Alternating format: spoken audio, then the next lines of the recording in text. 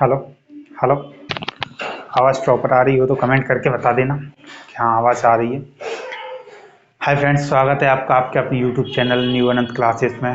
तो जैसा कि हमने इससे पहले वाली क्लास में क्या पढ़ लिया था, इससे पहले वाली क्लास में हमने डाल्टन का परमाणु सिद्धांत पढ़ लिया था। क्या डाल्टन का मैं आपको एक बार रिपीट करा देता हूँ कि मैंने क्या क्या पढ़ा दिया है, क्योंकि कई एक बच्चों ने पिछली क्लासें नहीं देखी होंगी, उनको ये सब चीज़ें थोड़ा सा रिवाइज करवा देते हैं, और जिन्होंने देखी है उनको भी रिवाइज हो जाएगा, तो कुछ अच्छा सीखने के लिए मिल जाएगा। तो ये डाल्टन का परमाणु सिद्धांत पढ़ा दिया था मैंने, रदरफोर्ड के बारे में पढ़ा दिया था। रदरफोर्ड रदरफोर्ड और जे थॉमसन। जे थॉमसन का परमाणु संरचना दी थी, जो रदरफोर्ड ने परमाणु संरचना दी थी, और डाल्टन का परमाणु सिद्धांत था। मैंने इन तीनों के बारे में आपको बता दिया है कि परमाणु की खोज किस किस ने की थी, परमाणु के बारे में किस किस ने बताया था। अब इन तीनों के तीनों ने, सबसे पहले डाल्टन ने बताया, उसके बाद में जे थॉमसन ने बताया, उसके बाद में रदरफोर्ड ने बताया तीसरे नंबर पर। जब रदरफोर्ड ने जहाँ तक भी बताया वो काफ़ी हद तक सही था। क्या था? काफ़ी हद तक वो बिल्कुल सही था, लेकिन उसके बाद में कुछ उसमें भी कमियां रह गई थी। उन्होंने क्या बताया, रदरफोर्ड ने, मैं आपको एक बार रिपीट करवा देता हूं कि रदरफोर्ड ने बताया था कि एक परमाणु होता है, उसमें एक प्रोटॉन और न्यूट्रॉन होते हैं, जिसमें प्रोटॉन पर प्लस चार्ज होता है, इसमें इलेक्ट्रॉन कक्षाओं में चक्कर लगाते हैं। इसने क्या बोला था, इलेक्ट्रॉन जो ऋणावेश होते हैं, जो इलेक्ट्रॉन ऋणावेश होते हैं, वो न्यूक्लियस के चारों तरफ चक्कर लगाते हैं। लेकिन अब इसके बाद में साइंटिस्ट आए थे, कौन? इसके बाद में जो साइंटिस्ट आए थे उनका नाम है नील बोहर। क्या था उनका नाम? नील बोहर। देखिए, मैं यहाँ पर थोड़ा सा चेंजिंग कर देता हूँ। जे थॉमसन था, जे थॉमसन और रदरफोर्ड, जे थॉमसन और रदरफोर्ड। इसके बाद में साइंटिस्ट आए थे नील बोहर। कौन थे? नील बोहर। इनका नाम था नील बोहर। नील बोहर का परमाणु सिद्धांत था। क्या था? नील बोहर का परमाणु सिद्धांत, या परमाणु संरचना, नील बोहर की परमाणु संरचना थी। इन्होंने भी परमाणु के बारे में संरचना दे करके बताया था, और सबसे पहले ये बताया था, क्या बताया था इन्होंने, रदरफोर्ड की जो परमाणु संरचना थी, इसमें कुछ चेंजेस किए, कुछ सुधार लाए। उसमें क्या सुधार लेके आए थे? इन्होंने बताया था कि एक परमाणु होता है, उसमें एक नाविक होता है। क्या होता है दोस्तों? इसमें एक नाविक होता है, उसमें काफी कक्षाएं होती हैं। क्या? उसमें कक्षाएं होती हैं, नाविक के चारों तरफ प्रॉपर कक्षाएं होती हैं। अब नाविक में प्रोटॉन और न्यूट्रॉन, क्या प्रोटॉन पे प्लस और न्यूट्रॉन पे न्यूट्रल होते हैं। अब इसमें जो इलेक्ट्रॉन जो होते हैं, इन्होंने क्या बताया था, इन्होंने सबसे जो इंपॉर्टेंट बात बताई थी, इन्होंने बताई थी कि इलेक्ट्रॉन चारों तरफ कक्षाओं में चक्कर लगाते हैं। क्या करते हैं? इलेक्ट्रॉन चारों तरफ कक्षाओं में चक्कर लगाते हैं। क्या करते हैं दोस्तों? कक्षाओं में चक्कर लगाते हैं। अब ये बात किसने नहीं बताई थी? ये बात नहीं बताई थी रदरफोर्ड ने। किसने नहीं बताई थी दोस्तों? रदरफोर्ड ने ये वाली बात नहीं बताई थी। तो इस प्रकार से कक्षाओं में चक्कर लगाते हैं, यानी कि प्रॉपर इनकी एक प्रॉपर कक्षाएं होती हैं, प्रॉपर इनके ऑर्बिट होते हैं, यानी प्रॉपर सेल होती हैं। क्या होती हैं? प्रॉपर इनके सेल होती हैं, इनकी प्रॉपर सेल होती हैं, यानी कि ऑर्बिट होती हैं। इसको सेल भी बोला जाता है, ऑर्बिट भी बोला जाता है, यानी कि कक्षा। इनकी कुछ कक्षाएं होती हैं, प्रॉपर कक्षाएं होती हैं, प्रॉपर ऑर्बिट होते हैं, यानी कि सेल होते हैं। इसमें ये प्रॉपर चक्कर लगाते हैं। ये किसने बताया? नील बोहर ने बताया था। क्या बताया? नील बोहर ने। इसके स्टेटमेंट को बिल्कुल सत्य साबित किया गया, जो कि आज तक हम पढ़ते हुए आ रहे हैं। परमाणु की संरचना के बारे में जो कुछ भी पढ़ते हैं वो बिल्कुल सही माना गया है, वो है नील बोहर के बारे में। किसके बारे में माना गया दोस्तों? नील बोहर के बारे में बिल्कुल सत्य माना गया है, यानी कि इनको सबसे अच्छा माना गया है। देखिए, ये नहीं कहता कि रदरफोर्ड का गलत था, ये नहीं कहता रदरफोर्ड का गलत था। गलत तो यहां तक था डाल्टन का। किसका था? डाल्टन और जे थॉमसन ने। जहां तक गलत नहीं दिया था, इन्होंने भी जितना, देखो जिसके पास जितना उस वक्त जितनी आविष्कार करने की जो चीजें थी उसके पास उतना उन्होंने कर दिखाया। अब रदरफोर्ड, जे थॉमसन, इन्होंने इलेक्ट्रॉन खोज कर दी, डाल्टन को जितना मिला उतना सूट समेट के चल दिए जे। अब इसके बाद में इन सब सारी चीजों को हमने सब सारी की सारी चीजों को देखते रहे। क्या करते रहे दोस्तों? इन सारी की सारी चीजों को हम देखते रहे और बताते रहे। इन सब चीज़ों को हमने देखते देखते नील बोहर के बारे में आ गए। नील बोहर ने इन सब चीज़ों के बारे में बता दिया, और यानी कि परमाणु के बारे में एक निश्चित बात पता लग गई कि यानी कि परमाणु के अंदर जो इलेक्ट्रॉन होते हैं वो चारों तरफ चक्कर लगाते हैं, प्रोटॉन न्यूट्रॉन इसके बीच में न्यूक्लियस यानी नाभिक में उपस्थित होते हैं। कहाँ? नाभिक। इसको नाविक बोला जाता है। क्या बोला जाता है दोस्तों? नाविक बोला जाता है। देखिए थोड़ा लिखने पे ध्यान मत दीजिएगा, क्योंकि लिखने में थोड़ा जल्दी जल्दी में टाइपिंग करने में गलती भी हो जाती है, थोड़ा टाइपिंग थोड़ा मैं स्पीड में कर देता हूँ। अब इसको तो हमने देख लिया, किसको देख लिया? इसको देख लिया। अब आपने को एक बात आपने गौर की होगी कि मैं बार बार बोल रहा था कि परमाणु के अंदर एक नाविक होता है। क्या होता है दोस्तों? परमाणु के अंदर एक नाविक होता है। तो परमाणु के नाविक के बारे में जानते हैं। क्या परमाणु के नाविक के बारे में हम जानते हैं कि परमाणु का जो नाविक होता है वो कैसा होता है, यानी कि इसमें क्या क्या होता है, इस सब चीज के बारे में हम बात करते हैं। देखिए मैं आपको एक छोटा सा यहाँ पे बता देता हूँ कि परमाणु है, इसकी कक्षाएं हैं। क्या है दोस्तों? इसकी कक्षाएं हैं। इसमें प्रोटॉन पॉजिटिव चार्ज रखता है, न्यूट्रॉन जो है न्यूट्रल होता है, और इसको नाविक बोला जाता है। क्या बोला जाता है दोस्तों? नाविक। नाविक क्या बोला जाता है दोस्तों? इसको नाविक बोला जाता है, यानी कि न्यूक्लियस बोला जाता है।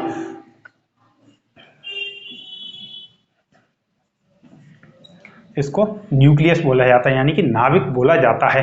अब नाविक के बारे में हम क्या क्या पढ़ेंगे, यानी कि नाविक में क्या होता है। सबसे पहला पॉइंट होता है कि नाविक परमाणु के अंदर, नाविक परमाणु के अंदर द्रव्यमान युक्त, यानी कि पॉजिटिव जो चार्ज रखता है, धनावेश कण है, यानी कि परमाणु के अंदर जो कुछ भी द्रव्यमान युक्त चीज है, परमाणु का जो द्रव्यमान है वो क्या है?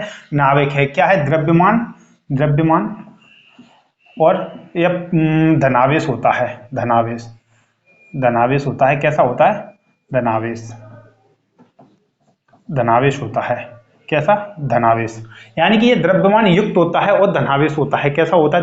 द्रव्यमान युक्त होता है और धनावेश होता है। नंबर 2 इसमें आता है कि नाविक में प्रोटॉन मैं आपको पीछे रिप्रेजेंट कर देता हूं। प्रोटॉन, नाविक के अंदर प्रोटॉन पाया जाता है जो कि पॉजिटिव चार्ज रखता है। कैसा? चार्ज रखता है, यानी कि नाविक के अंदर एक प्रोटॉन होता है जो कि पॉजिटिव चार्ज रखता है। क्या रखता है? पॉजिटिव चार्ज रखता है। और नाविक के अंदर न्यूट्रॉन भी होता है। प्रोटॉन होता है और न्यूट्रॉन होता है। क्या? न्यूट्रॉन। और नाविक के अंदर न्यूट्रॉन भी होता है। न्यूट्रॉन जो होता है वो न्यूट्रल होता है। कैसा होता है?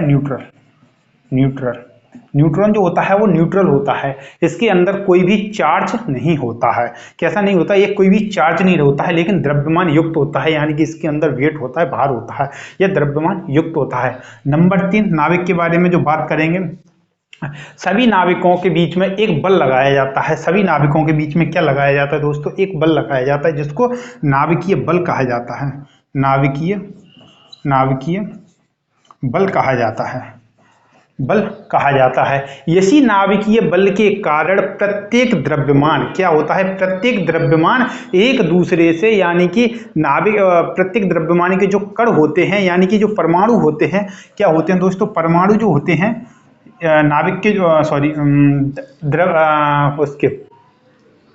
द्रव्यमान के किसी भी पदार्थ के कण ले लो आप, पदार्थ के आप कण ले लो, किसी भी पदार्थ के आप कण ले लो, यानी कि वाटर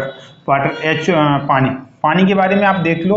पानी के बारे में देखोगे तो H2O, इसमें जो H2O जो होता है, इसमें एक परमाणु है। अब इसका जो हाइड्रोजन का जो परमाणु है और ऑक्सीजन का जो परमाणु है, यानी कि हाइड्रोजन के जितने भी परमाणु होंगे ना, वो आपस में एक दूसरे से नाभिकीय बल द्वारा जुड़े रहते हैं। किसके बल के द्वारा? नाभिकीय बल के द्वारा जुड़े रहते हैं। जितना अच्छा नाभिकीय बल होगा वो उतनी ही ठोस होगी। क्या होगी? वो उतनी ही ठोस वस्तु होगी, यानी वो उतना ही ठोस पदार्थ होगा। यानी कि गैस के जो नाभिकीय बल होते हैं, गैस के जो नाभिकीय बल होते हैं आलतू फालतू आवारा होते हैं, यानी कि गैस आवारा प्राणी है, यानी कि आवारा होती है, यानी कि आवारा पदार्थ है। इसलिए गैस के जो परमाणु नाभिकीय बल होता है, परमाणु के अंदर जो नाभिकीय बल लगाया जाता है, इस एक और गैस का मान के चलो, हीलियम का ले लो। अब किसी भी गैस का XYZ किसी भी गैस का ले लो, ऑक्सीजन का ही ले लो, ऑक्सीजन गैस का एक परमाणु ले लो और दूसरे ऑक्सीजन गैस का एक और परमाणु ले लो। तो इनके जो बीच में जो नाविक होता है, इनके बीच में काफी अच्छा संबंध नहीं बनता है ना, तो ये एक दूसरे से इधर उधर भागते रहे। यानी कि गैस को आपने देखा होगा फैलती हुई दिखाई देती है, यानी कि पानी आपको भरा हुआ दिखाई देगा, द्रव होगा, वो आपको बकायदा दिखेगा, हाथों से दिखता है, आप फील करते हो, उसको उठा सकते हो, उसमें वेट भी दिखता है। वेट तो देखो गैस में भी होता है, लेकिन आप उसको उसको देख पा रहे हो, आप उसको टच कर पा रहे हो, नहीं ना। ऐसी द्रव्य जो ठोस भी होता है ना, ठोस के बीच में नाभिकीय बल सबसे अधिक होता है। किसके बीच में? ठोस के बीच में जो नाभिकीय बल होता है वो कैसा होता है? सबसे अधिक पाया जाता है, सबसे अधिक माना गया है। अब नंबर 3 इसमें जो बात आती है, नाभिकीय बल, नाभिकीय बलों के बीच में दो क्रियाएं होती हैं। नंबर 4 इसमें जो बात आती है, नाभिकीय बलों के बीच में, नाभिकीय बलों के बीच में दो क्रियाएं होती हैं। क्या क्रियाएं होती हैं, दो क्रियाएं होती हैं। कौन कौन सी दो क्रियाएं होती हैं? वो दो क्रियाएं होती हैं नाभिकीय संलयन, नाभिकीय संलयन होता है, संलयन, और नाभिकीय विखंडन होता है। क्या? नाभिकीय विखंडन होता है। कैसा होता है? नाभिकीय विखंडन। नाभिकीय संलयन, नाभिकीय विखंडन, इसके बीच में तो क्रियाएं होती हैं, यानी कि नाभिक के बीच में तो क्रियाएं होती हैं जिसमें नाभिकीय संलयन, नाभिकीय विखंडन होता है। कैसा होता है? नाभिकीय संलयन। और पांचवा जो पॉइंट आता है, नाभिक के चारों तरफ, नाभिक के चारों तरफ, नाभिक के चारों तरफ कक्षाएं पाई जाती हैं, यानी कि ऑर्बिट होते हैं। ऑर्बिट क्या होते हैं? ऑर्बिट होते हैं। इसको कक्षा बोलते हैं हिंदी में। क्या बोलते हैं? इंग्लिश में इसको ऑर्बिट बोला जाता है और हिंदी में इसको कक्षाएं बोला जाता है। नाभिक को न्यूक्लियस बोला जाता है, जो कि ये लिखा हुआ है, मैं आपको बता देता हूं। न्यूक्लियस क्या बोला जाता है? इसको न्यूक्लियस बोला जाता है, यानी कि प्रोटॉन और न्यूट्रॉन इन दोनों को मिलाकर के न्यूक्लियॉन्स बोला जाता है। क्या? प्रोटॉन और न्यूट्रॉन इन दोनों को मिलाकर के क्या बोला जाता है दोस्तों? न्यूक्लियॉन्स बोला जाता है। ये नाभिक होता है, नाभिक के प्रोटॉन और न्यूट्रॉन इन दोनों को अगर मिलाकर के जो बोला जाएगा वो बोला जाता है न्यूक्लियॉन्स। क्या बोला जाता है? न्यूक्लियॉन्स। न्यूक्लियॉन्स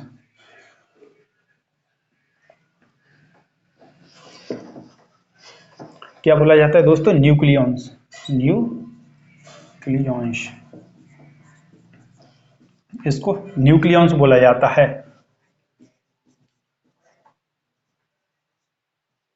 न्यूक्लियॉन्स, इसको क्या बोला जाता है? NS न्यूक्लियॉन्स बोला जाता है। क्या बोला जाता है? इसको न्यूक्लियॉन्स बोला जाता है। प्रोटॉन और न्यूट्रॉन दोनों को मिलाकर के क्या बोला जाता है दोस्तों? न्यूक्लियॉन्स बोला जाता है। तो जहां तक मैं आपको मुझे जहां तक उम्मीद है वहां तक तो आपको समझ में आ गया। यानी कि एक नाभिक होता है, उसमें द्रव्यमान युक्त धनावेश कण पाए जाते हैं। द्रव्यमान युक्त होता है और धनावेश कण पाए जाते हैं। द्रव्यमान युक्त होता है और धनावेश कण पाए जाते हैं। नाभिक में प्रोटॉन होते हैं जो पॉजिटिव चार्ज रखते हैं, न्यूट्रॉन होते हैं जो न्यूट्रल होते हैं। नाभिकीय बल, जिसको नाभिक के अंदर नाभिकीय बल पाया जाता है। कैसा होता है? नाभिक के अंदर नाभिकीय बल पाया जाता है, यानी कि एक दूसरे को अट्रैक्ट करने के लिए नाभिक एक परमाणु दूसरे परमाणु के नाभिक को अट्रैक्ट करने के लिए उसमें एक बल पाया जाता है, जिसको नाभिकीय बल बोला जाता है। नाभिक के अंदर दो क्रियाएं होती हैं, जिसको एक को संलयन, नाभिकीय संलयन, दूसरी को नाभिकीय विखंडन बोला जाता है। नाभिक के अंदर, नाभिक के चारों तरफ ऑर्बिट पाई जाती है। क्या पाई जाती है दोस्तों? ऑर्बिट पाई जाती है। अब देखो, सब चीजें तो अपन को समझ में आ गई क्या होता है, लेकिन ऑर्बिट, इसमें एक नया शब्द आ गया, ऑर्बिट। ऑर्बिट किसको बोला जाता है? इनको ऑर्बिट बोला जाता है। तो ऑर्बिट के बारे में भी मैं आपको थोड़ी सी चीजें बता देता हूं। किसी ने अगर स्क्रीनशॉट नहीं लिया तो ले लो एक बार, ये आपके लिए बहुत इंपॉर्टेंट होने वाली है। इसमें से क्वेश्चन बन ही जाता है जहां तक, ठीक है। इसको ऑर्बिट या सेल भी बोला जाता है। और एक और छठवां पॉइंट भी आपको मैं इसमें बता देता हूं। पॉइंट नंबर 6, हाइड्रोजन का जो परमाणु होता है, किसका? हाइड्रोजन का जो परमाणु होता है, जिसको प्रोटियम बोला जाता है। प्रोटियम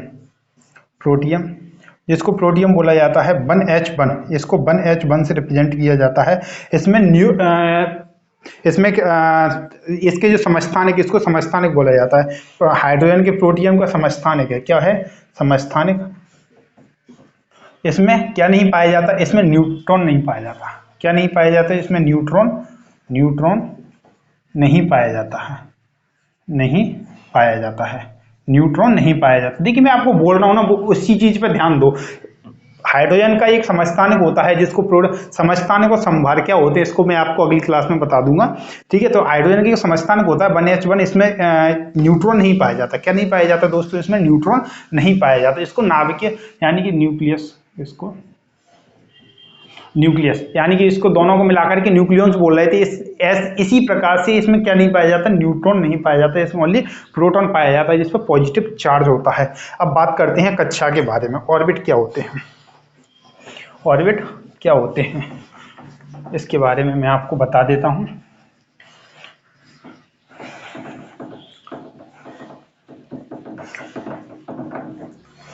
यानी कि कक्षा के बारे में देखते हैं। किसके बारे में, कक्षा यानी कि ऑर्बिट।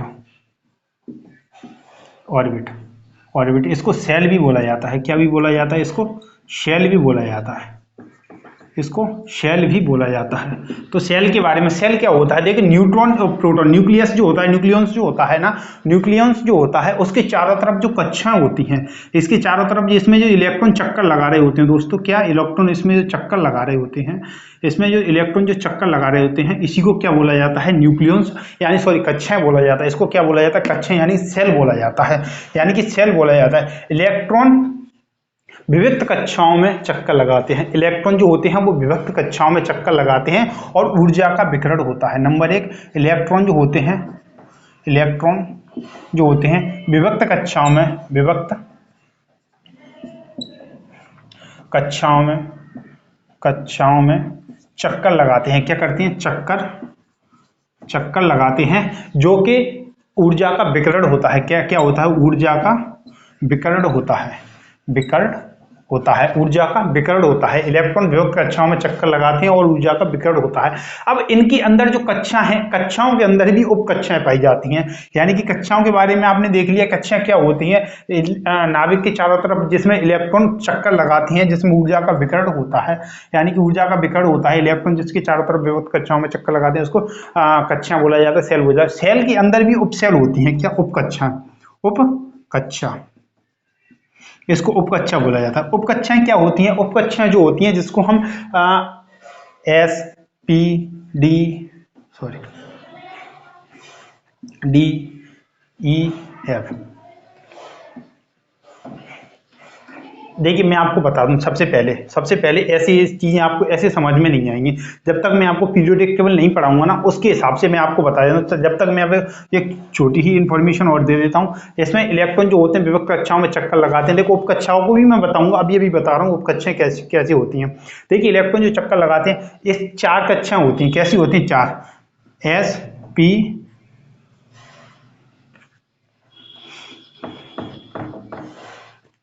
के एल एम और एन, 4 कक्षाएं होती हैं। यानी कि प्रत्येक उसमें 4 कक्षाएं होती हैं, यानी कि 4 कक्षाएं होती हैं। इसको 2n स्क्वायर द्वारा इसको रिप्रेजेंट किया जाता है। यानी कि किसी भी कक्षा का मान निकालना हो तो उसको कैसे निकालना है, 2n स्क्वायर द्वारा। किसके द्वारा निकालते हैं दोस्तों, 2n स्क्वायर के द्वारा इसका मान निकाला जाता है। यानी कि पहली कक्षा का अगर हमको मान निकालना है ना, कि इसका अगर हमको मान निकालना है ना, तो 2 × 1 का स्क्वायर बराबर के 2 का स्क्वायर 4 होता है। यानी कि पहली कक्षा में 4 इलेक्ट्रॉन आ सकते हैं, के ऐसी एल, यानी कि पहली कक्षा में 4, 8, 18 और 32 क्या आते हैं, 4, 8, 18, 32। यानी कि दूसरी जो कक्षा होती है इसमें 2 का स्क्वायर बराबर के 4, 4 दूनी 8 हो गए, ऐसी के एल। और इसके बाद आता है एम।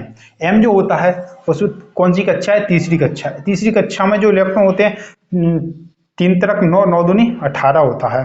ठीक है, अब एल एम और एन आता है इसमें। इसके बाद क्या आता है दोस्तों, एन आता है। जो एन जो होता है उसमें वो कौन सी कक्षा है, 4th कक्षा है। इसके अंदर 32 इलेक्ट्रॉन भरे जा सकते हैं, यानी कि 32 इलेक्ट्रॉन इसके अंदर चक्कर लगा सकते हैं।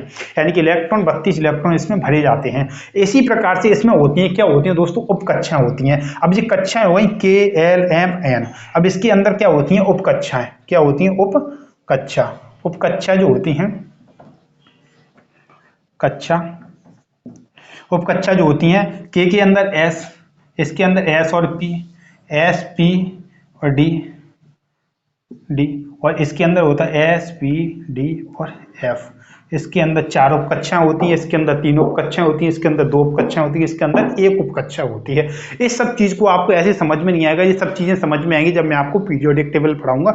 जब तक के लिए आपको मैं उम्मीद करता हूँ आपको नाभिक के न्यूक्लियस के बारे में यानी सॉरी परमाणु के न्यूक्लियस यानी परमाणु के नाभिक के बारे में आपको अच्छी तरीके से जानकारी मिल चुकी होगी और आपको ये भी पता लग गया होगा कि परमाणु के बारे में सबसे अच्छा स्टेटमेंट किसने दिया था, नील बोहर ने दिया था। इससे पहले मैं आपको और भी पढ़ा चुका, डाल्टन का परमाणु सिद्धांत, जे थॉमसन का परमाणु सिद्धांत, जे थॉमसन की परमाणु संरचना और रदरफोर्ड की परमाणु संरचना के बारे में आपको बता दिया। जब तक के लिए अगर जिस किसी को अगर ये क्लास अच्छी लगी हो, समझ में आया हो, तो मेरे यूट्यूब चैनल है न्यू अनंत क्लासेस के नाम से, किसके नाम से, न्यू अनंत क्लासेस के नाम से, चैनल को लाइक शेयर और सब्सक्राइब करना मत भूलिएगा दोस्तों। काफ़ी मेहनत लगती है, प्लीज़ एक सब्सक्राइब और एक लाइक तो जरूर बनता है। जब तक के लिए take care, love you, bye bye. मिलते हैं अगली क्लास में जिसमें हम बात करेंगे समस्थानिक संभार क्या होते हैं, इन सब चीज़ों के बारे में अच्छी तरीके से चर्चा करेंगे। जब तक के लिए बाय बाय, टेक केयर।